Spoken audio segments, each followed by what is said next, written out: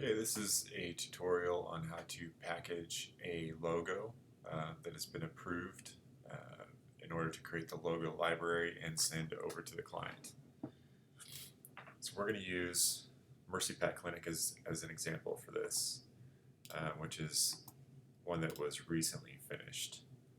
And I'm just going to do a demo on my hard drive here because we've actually already created the entire library for this. So what you start with, you're going to have your perfect finished logo artwork, and what we have here is two different lockups, and then we have a reversed version of each. So we're going to go ahead and open this file. While this is opening, we're going to go back and also look at the style guide. Now the style guide is also already done. This should be done prior to packaging up the logo files. The reason why is because we're going to use this, say, determine how many different files we need, file sets we need. So we have our primary use, which is the horizontal, our secondary use, which is stacked, and then really this is secondary use, it's really the tertiary use. Use this rarely, and it's only the word mark. For the purposes of this task, we don't need to worry about usage, we don't need to worry about typography. We do need to concern ourselves with color because we will be using all of these color specs during this process. So we'll keep the style guide handy. Usually it's not in the same folder as the logo. I put it there just for the purposes of this tutorial. So we've opened up our final file. We have our color palette here, our tertiary, secondary, whatever color palette. I'm just going to kill that. We're going to take a look here. Select on use. We're going to add used. We still have those in there somewhere. Where are they? Might be because I have them on the clipboard.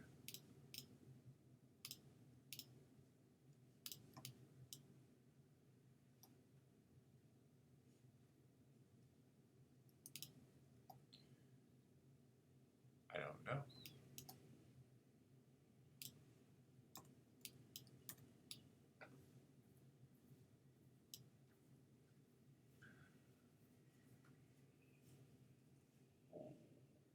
Well,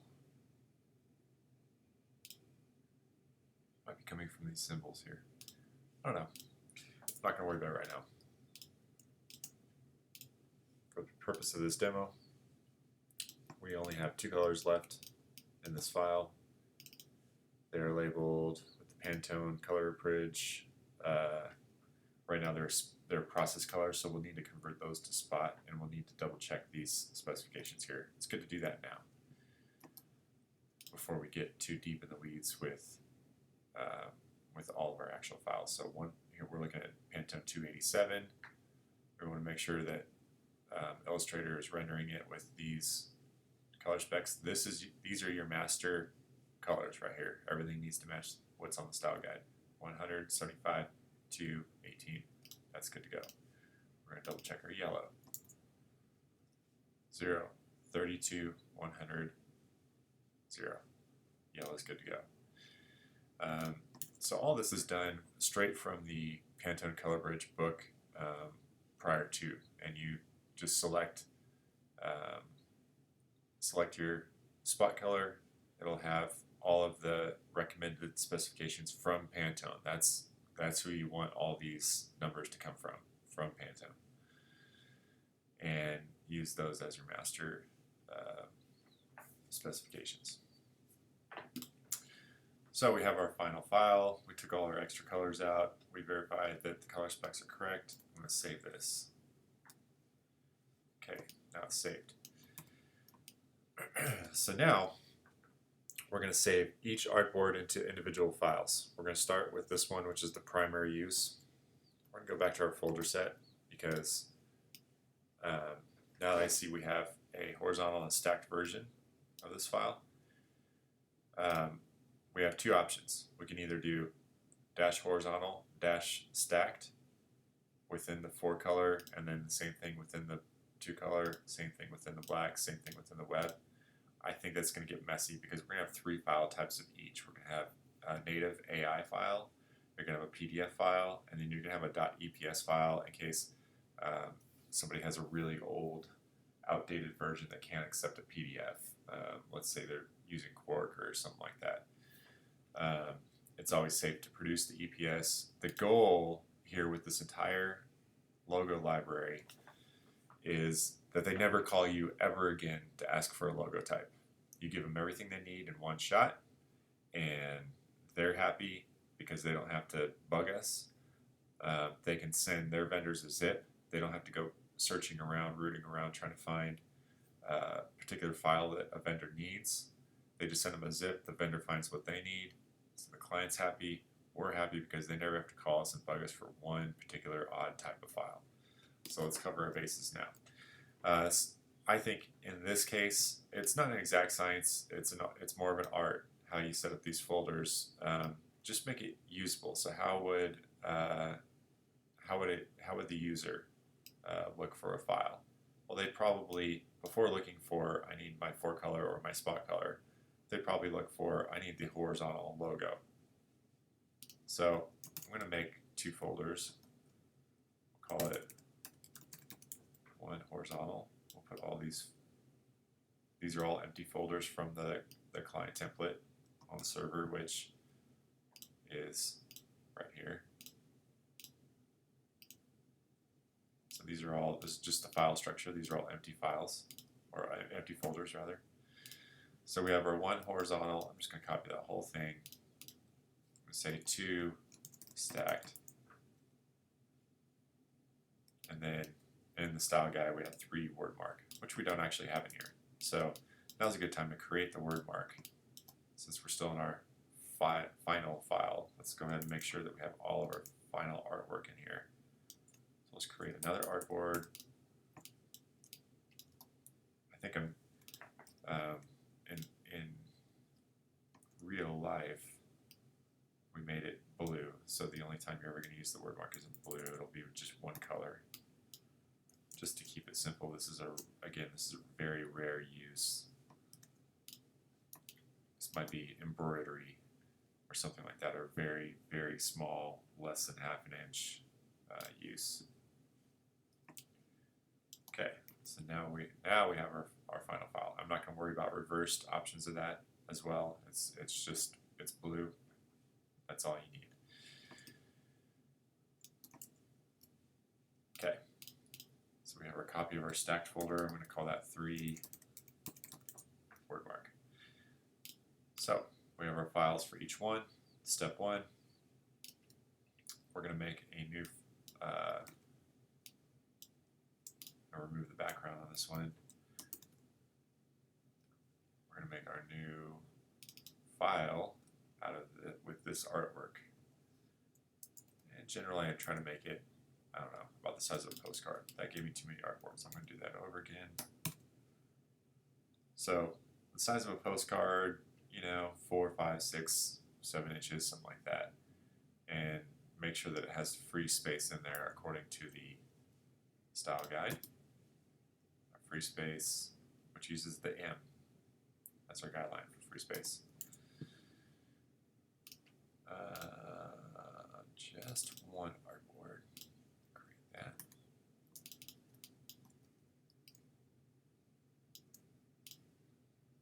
Just to test it here. Yeah, we've got plenty of free space here. Left and right, up and down. Good. Like that. Okay, so the first one we're going to save is our 4-color CMYK. Especially since our swatches are already set up for that. I'm going to go ahead, since this is a new file that we made, select all unused. Delete this folder. There we go. I'll take the black out also. So the only color swatches we have are the gold and the blue. And you can see there's no spot in this triangle. There's no dot. which would denote a spot color. So since there's no dot, we know that it is a process color. We'll change this to spot so you can see the difference there. There's a spot in the corner. It means it's a spot color. We're not going to do that until we're ready to save the 2-color version. So this is the 4-color version. It doesn't matter what the swatch name is. In fact, it's better to keep the name consistent so that other people know. And one mistake I just made is switching it to a spot color and back to process, is that Illustrator now put its own values in here for the colors. So instead of going off of the book that we have, the physical, tangible, in your hand Pantone book, the color bridge book, Illustrator put its own suggested values in here, which we do not want. So I'm going to undo that. See if we have our own values in here. Good. That's the way it ought to be. So we're going to save this file. And let's see here.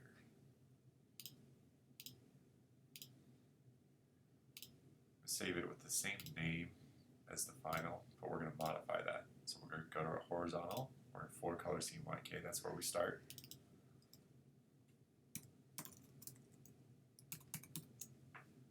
And here's the naming convention: client name dash logo dash what color type. Actually, we need to add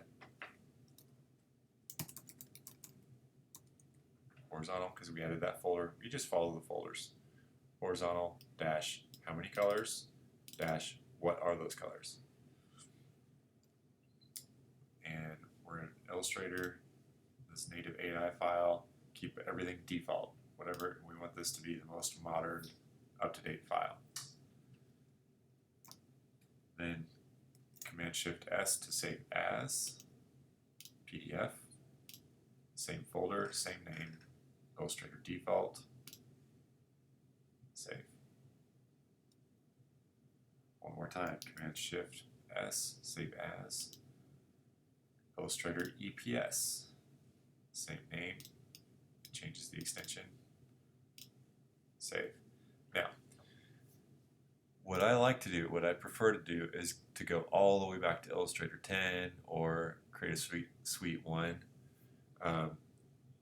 in order to make sure that this is compatible. Because anybody using an EPS, you know, they might be converting this file into something that they can embroider. There's a specific file format for embroidery, and I believe they usually start with an EPS.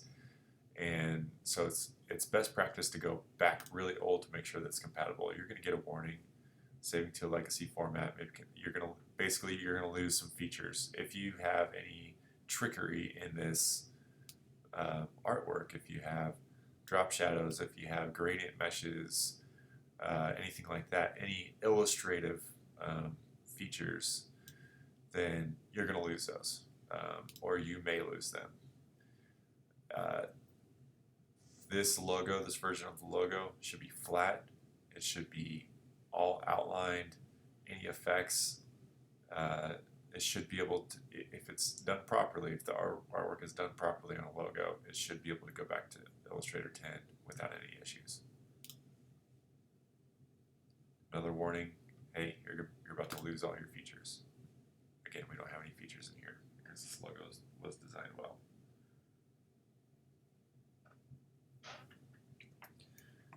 So that's it. Each folder is going to have 1, 2, 3 files, all with the same file name, different extensions. Our native AI, which is default, our native PDF, which is default, and then EPS, which is legacy version 10 or Creative Suite.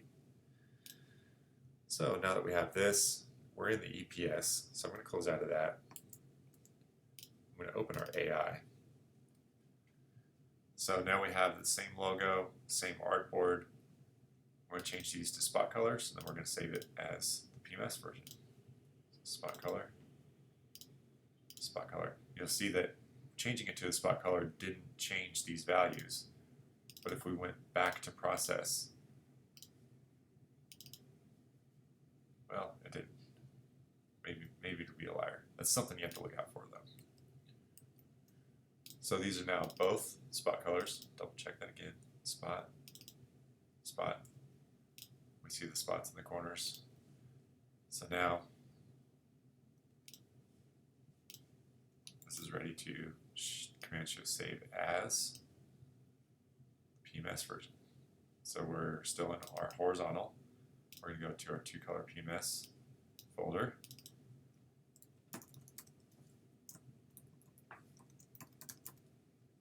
I like to spell out Pantone in this just to be clear, because there are several acronyms for PMS, and if somebody's unfamiliar with our industry, unfamiliar with printing processes, they might get frustrated looking for Pantone and not know that this means Pantone matching system. So we'll save default, save as PDF.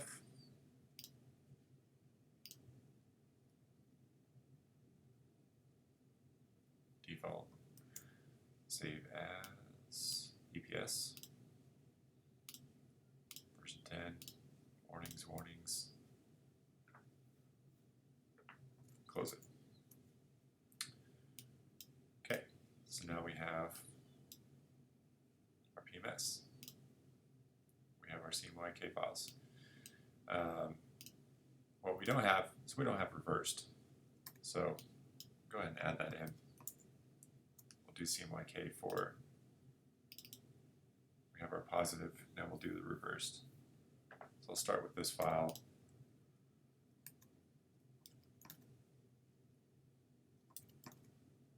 Paste it in. And you know what I'm going to do? I want to keep this artwork exactly the same as the other one. So I'm just going to add in a 6x4. I'm going to sample this blue, send it to the back, use my tools up here to line it up to the corner.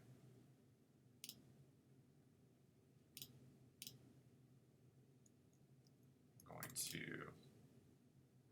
make it all yellow. I'm going to go and make this script white. So there we go, I've got all my colors matched up. Now the artwork is exactly the same.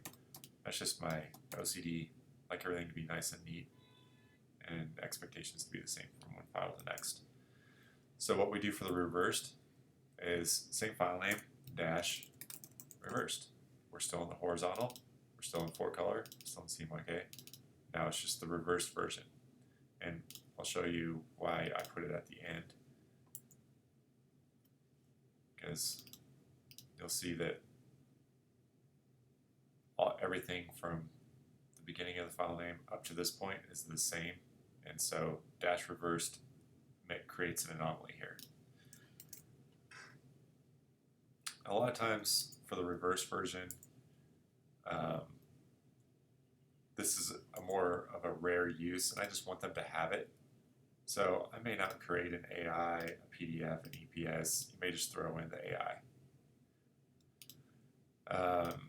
It depends on, again, it depends on how the client's going to use it. If you think they're going to use this reversed a lot, then go ahead and create all 3 file types. It doesn't take that long. It's a quick, easy process to do it. I just know that we are going to be the ones using this reverse logo 99.9% of the time. The client may never even know it exists, may not care, just because of the nature of this particular client. And we're in strong communication with them all the time. So this is not a one and done logo project. We'd want to have it in here as well. I'm just going to skip over all that here, and we're going to cut to the chase, which the next file we don't have in here is 1-color PMS. I do want to provide a 1-color PMS for cut vinyl, maybe on the side of a vehicle, something like that. If this logo had 3 colors, you would have a 3-color PMS and then probably a 1-color. If you knew that they had a need for a 2-color, then go ahead and make a 3, 2, and a 1-color PMS folder and create all of them. this is only a 2-color logo, so we're only going to have our 2-color and then 1-color folder. Because we already have files in here, let's see, I'm not going to copy the folder, I'll just make a new one. There we go. And so I have a choice. Do I make it blue or do I make it gold? I'm definitely going to make it blue to make sure that strong contrast. We have strong contrast in this artwork. Select all unused. Delete so that it's clear. There's only one PMS swatch in here. Save as. And we'll just change the 2 to a 1. Everything else should be the same. It's horizontal. It's 1 color. It's Pantone. Save.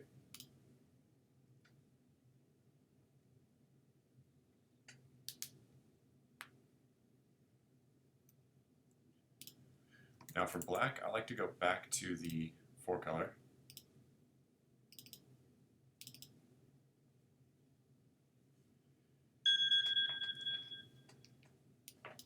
Grab everything.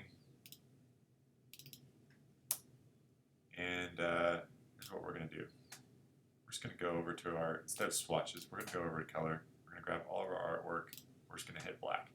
That's all you need to do. It doesn't need to be a spot color. It doesn't even need to be a swatch. I'm going to go back to my swatches, select all unused. Trash them. We go over here, verify that it's just 100% black.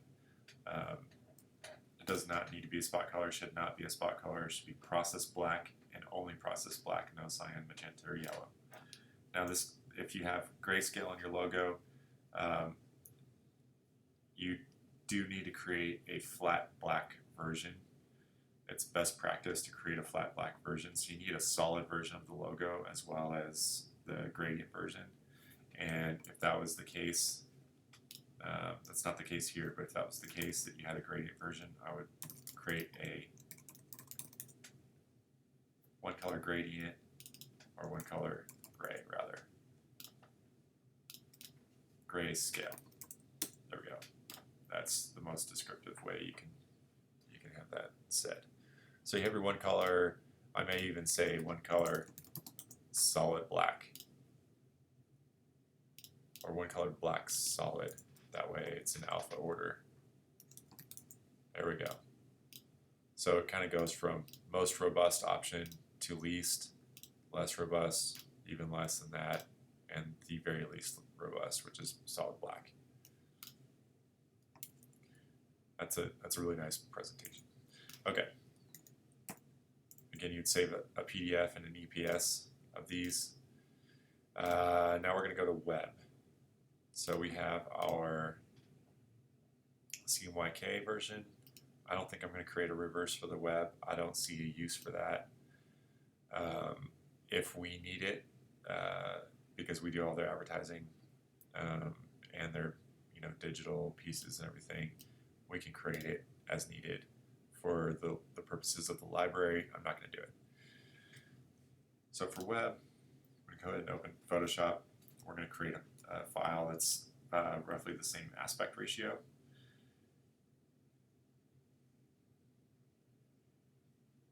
And what you want to do is think about what is the size, the biggest size that they would probably need for a logo, which would be possibly a sponsorship, an event sponsorship. I'll bring up an example of that. Denton Holiday Lighting. Here you go. There's a perfect example. Title sponsor. They need a big, clean web version of the logo. See how big this is, just for kicks. 500 by 250. So I was going to say 600 by 400 since we made a 6x4 artboard. I'm going to close this final file. Here we go. 6 by 4 is our aspect ratio. So 600 by 400 would be a good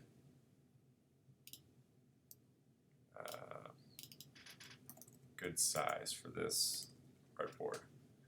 We're going to make sure it's RGB color because we're on the web. 600 by 400, create, and go ahead and just drop this logo right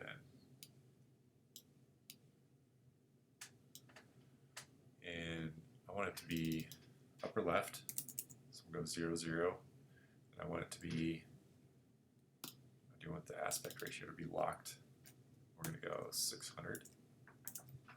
And then place, enter to place it.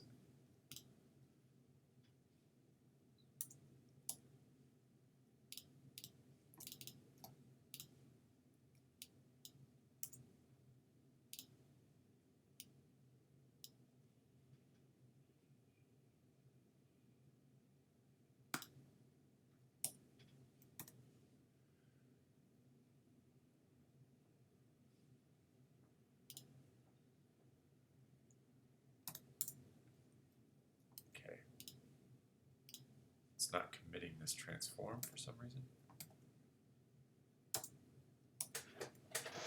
This place, how do I place the,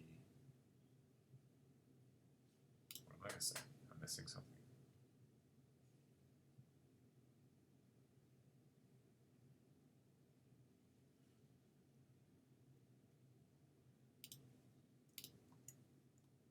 I'm in Illustrator. Good night.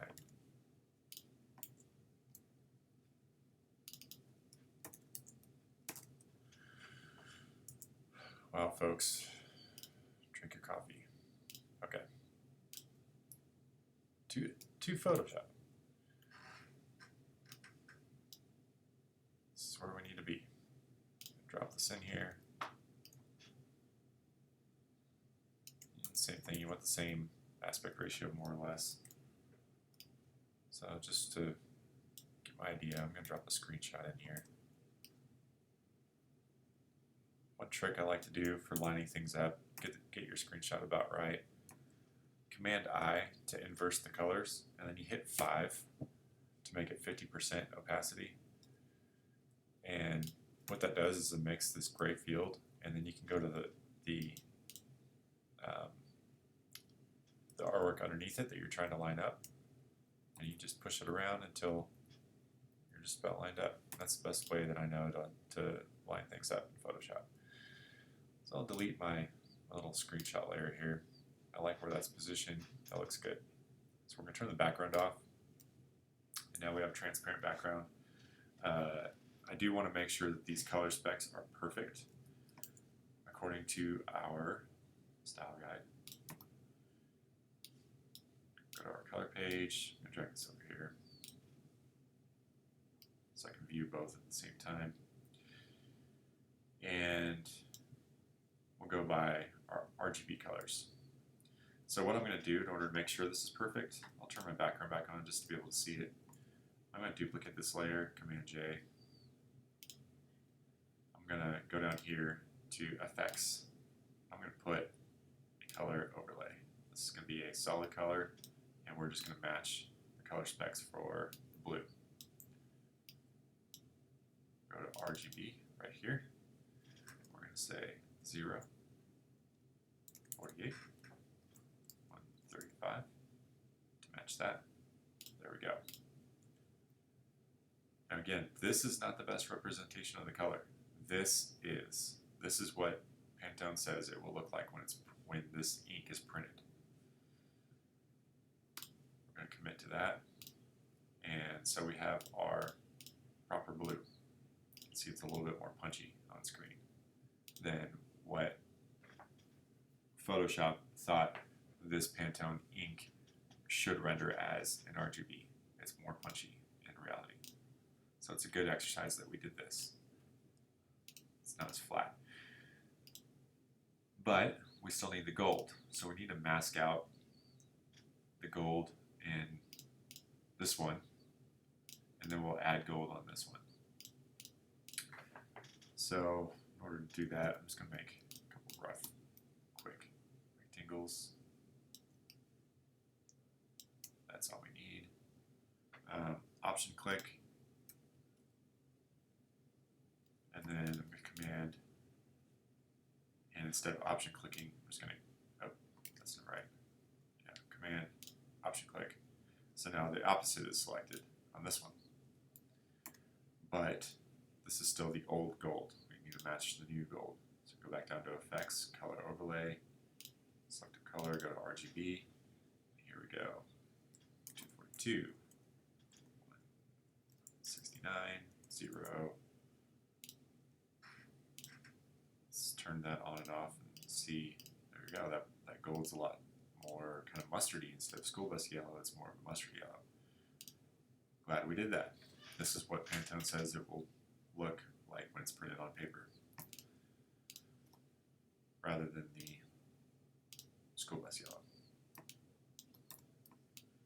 Okay, so now we have our colors accurate, we have our artwork accurate and positioned, we have our pixels set, everything's good to go to export. So we're going to save for web, Command Option Shift S.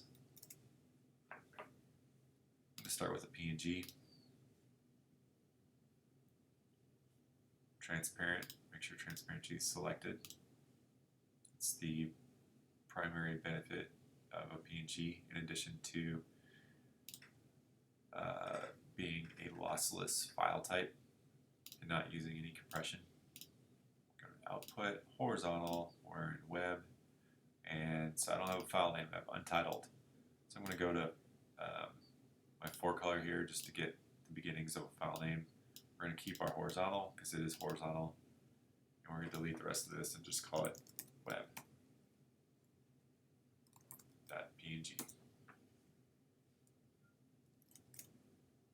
Save for web, Command Option Shift S. JPEG high. This is quality 60, which is what you can usually get away with in order to reduce file size before the human eye can pick up this the junk, the compression, the artifacting. But since we're creating a master library here, I'm going to bump it all the way up to 100. So you can see that more than double the file size. I'm okay with that. If somebody wants to lighten up the weight later, they can do that. They have the freedom to do that. They can't make it more perfect. They can only make it less perfect. We're going to save. Click the same file name, .jpeg. And that's it. Now you have to think about what the use is for all this. We have this nice mark here. This is perfect for social media. So do we want to create a social media icon while we're at it? Sounds good. If I were the client, I would definitely want that. We're going to need it for all the app icons for the website and so on as well. So let's go ahead and merge these. I'm just going to kill some of that artwork. I'm moving really fast and cheating just to get through this demo in a reasonable amount of time. So now we'll round these pixels off so it's 150 and 150.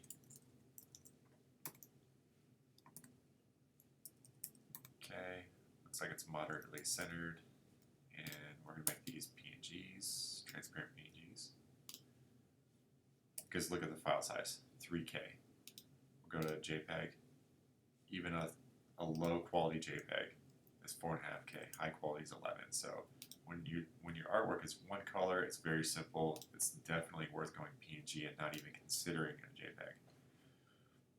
We'll just say, we'll call it icon instead of logo. We'll call it icon underscore 150.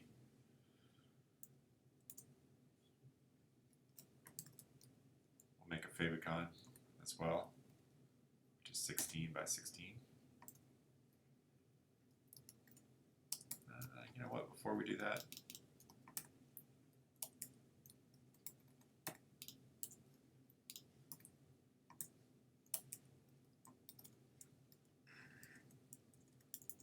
I'm going to crop that in a little bit tighter so that the artwork takes up more of the artboard for the favicon. There we go. We're at 16 by 16. Command Option Shift S, save for web, PNG, 445 bytes. Pretty good. Call this underscore 16 because that's the pixel dimensions. There we go.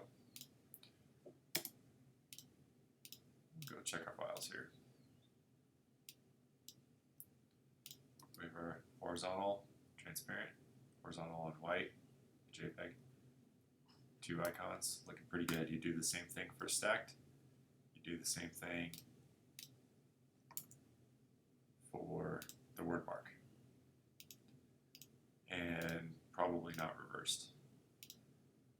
After you're all done, so let's say you go through, you've run through all these, you populated every folder with at least 3 files. Everything's built. Last step is to select all your folders. If you didn't have these different varieties, if you just had this, you would just be selecting all of these folders here. But since we have different varieties of the logo, different configurations, we'll go up to our top level in the output folder, select all, right click, and compress. It's going to create a zip file, and what we want to do, we'll copy this file name, we'll go to the final. So we have client name, logo,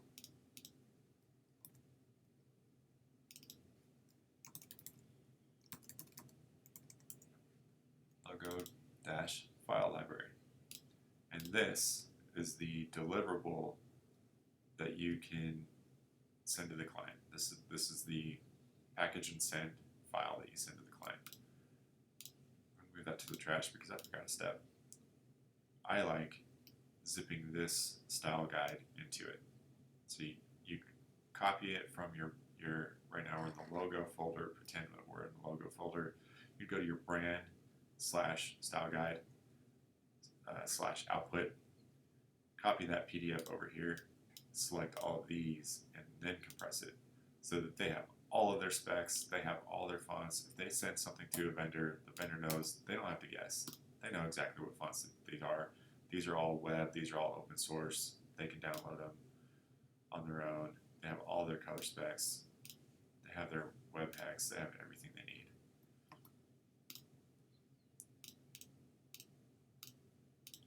Giving a client all this information saves them headaches, whether they realize it or not.